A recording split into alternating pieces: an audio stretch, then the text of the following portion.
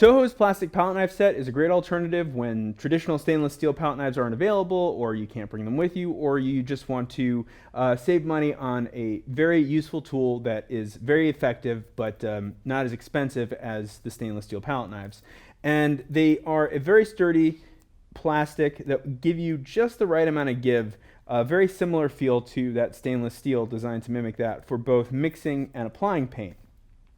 If you're worried about, I don't know, losing them, or you're giving them out to students, they're just a great tool that are inexpensive and do what they're supposed to. So let me just mix up some color here.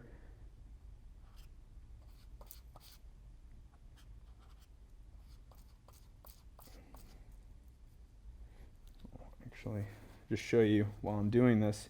They clean off really easily. Just like that.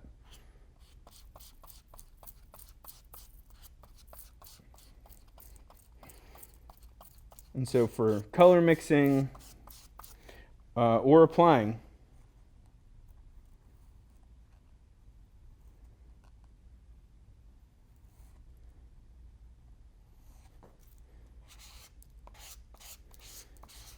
they'll work very similarly to that of a traditional palette knife.